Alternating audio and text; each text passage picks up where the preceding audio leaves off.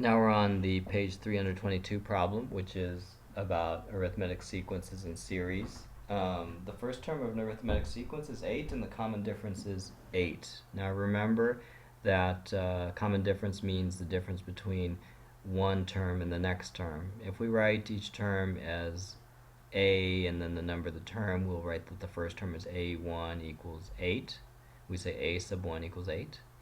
And then we know that the common difference d is 8.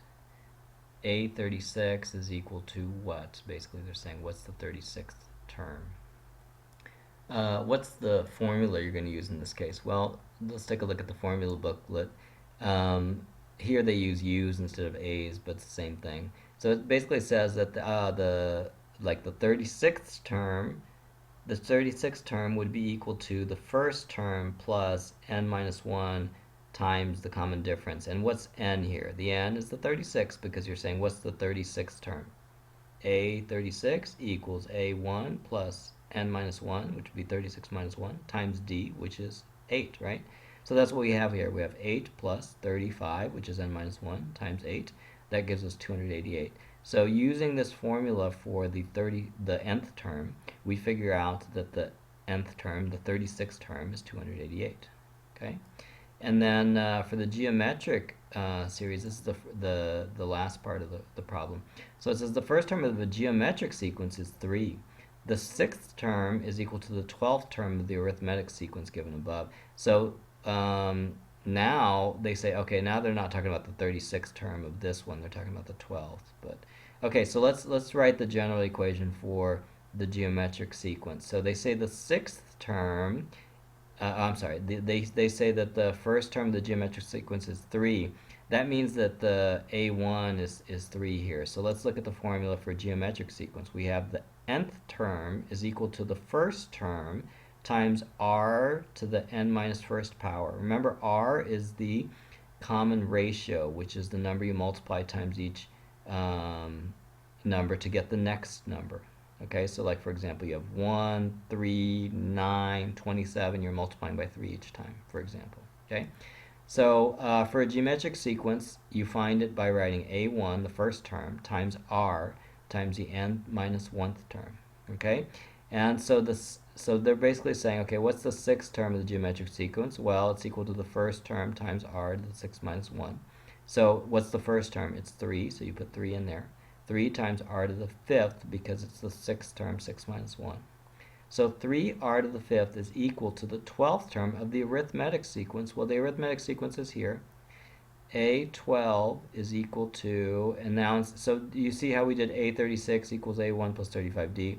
Now we're going to do A12 equals, and the first term is 8, right? So we'll have A12 equals A1, which is 8, plus n minus 1, which is, in this case, 12 minus 1 is 11, times 8. So it's 8 plus 11 times 8, which is 96. So the 12th term in this sequence is 96. So we set that equal to that because it says the sixth term of the geometric sequence is equal to the 12th term of the arithmetic sequence. So we set those equal to each other. And then we're going to find what r is equal to, because it says calculate the common ratio of the geometric sequence. Well, actually it says write down an equation using this information. The equation is this: 3r to the 5th equals 96. Okay? And then r to the 5th is equal to, we divide both sides by 3, divide this by 3, divide this by 3, we get r to the 5th equals 32. Now, what number multiplied times itself 5 times is 32? Well, in IB Math Studies, they don't give you really difficult problems to use with this. So you know it's not 1, right? Because 1 times 1 times 1 times 1 is just 1. Let's try 2. 2 times 2 times 2 times 2 times 2 is equal to 4 times 8. Oh, 32. So r is 2. If you put 2 in here, it works. Okay? Would negative 2 work? No, because negative 2 would give you negative 32. So the only solution is r equals 2. So we're done with that one. Okay, last problem, the page 321 problem. It's a finance problem. So we are going to use the finance application on the calculator, which is, let's see, turn this on, and we press apps, and we press finance, and then we press TVM solver, and then it gives you the n, the I, the PV, the FV, etc. Um, I'm just going to go through this and then try to remember how to use this. So for part A, you're going to calculate the amount of money that Emma would have in her account after 15 years. She starts out with 18,000 euros. The interest rate is 4.5% per year, compounded quarterly. Okay? Compounded quarterly means that every 3 months they stop, they figure out how much interest they owe her, they pay it, and then they continue for 3 more months, they go back. So remember, quarterly would be 4 times a year, so it would be every 3 months. What do you need to put in your calculator? Well, the n is like how many, the n would be how many years. The I would be the interest rate, the nominal interest rate for the year, which in this case they said is 4.5%. The present value, the PV, is equal to what you start with, which would be 18,000, right? The FV is what you end with, which you don't know yet. It's a question mark. P divided by Y is like the number of payments per year, and we don't have payments in IB Math Studies problems, so P over Y doesn't matter. C over Y is compounding per year. We do have that in Math Studies. How many times do you compound per year? Well, compounded quarterly. How many times is that per year? It's 4, okay? And those are the only variables, so we'll write them out here. The present value is 18,000. The I is 4.5%, and this is one of the only times on your GDC where you're going to put the interest, the percentage in as a percentage and not as a decimal. You're going to put 4.5, okay? And C divided by Y is equal to 4 because it's compounding per year. I don't know why it says J there. It's supposed to be a Y, okay? And then N is the number of years, 15. Okay, so we fill all that in, and I'm going to fill that in. I'm going to pause while I do that. Just one thing, I put in everything that was here. One thing that's kind of tricky is for the present value for the calculator, what you're going to do is you're going to put a negative 18,000 instead of a positive 18,000. Let's write that here. We're going to put a negative 18,000. And the reason why it's a negative 18,000 is because in the calculator, they want to put directions on everything. So negative 18,000 means that's how much comes out of your pocket, goes to the bank account. And then when you put future value, it's going to come out as a positive number because it's assuming that you're going to take out whatever money is in the bank account. So that would be a plus. So when you put it in the bank account, it would be a negative. Or when you take it out, it would be a plus. So the future value is going to end up being a positive number. Or if you do the opposite, if you put a positive number for PV, you're going to get a negative number for FV because it's like whatever you put in, you're taking out, or whatever you take out, you're going to put it in. All right? So we're going to put negative 18,000 because it means we're putting the 18,000 in the account.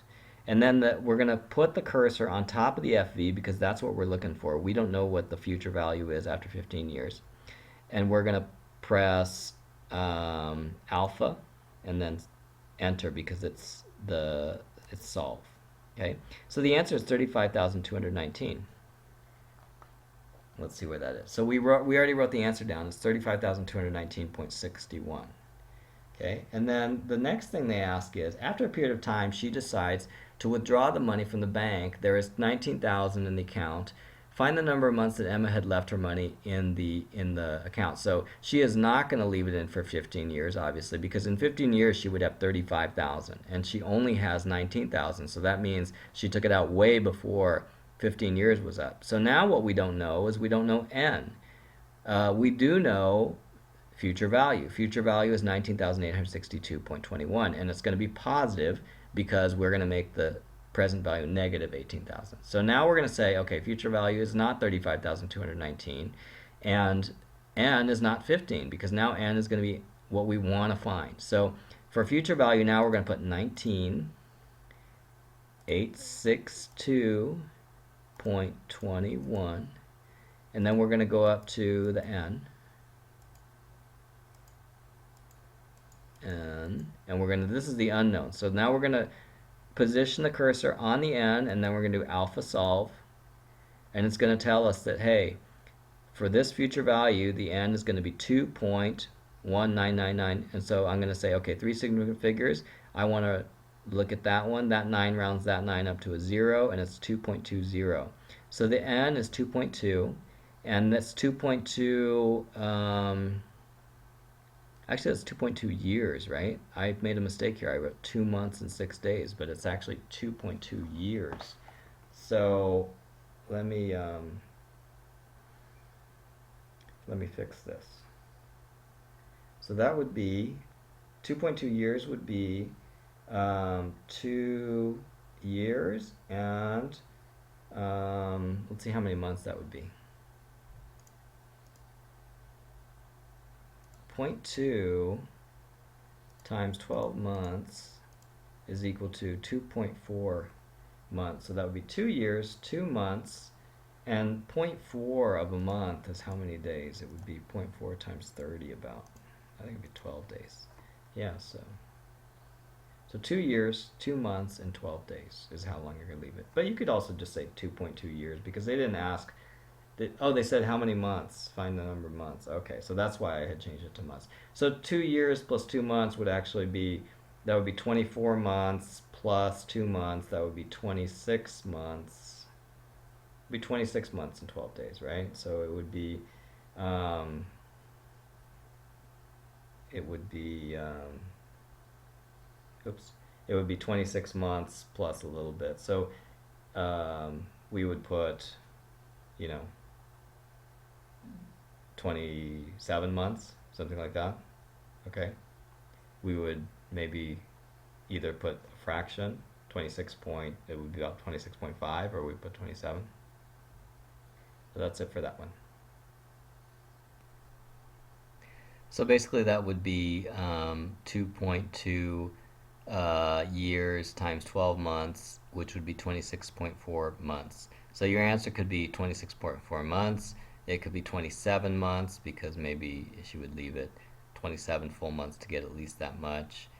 You could say 26 months, 12 days because zero point 0.4 is 12 days of a month. Any one of those would probably be okay.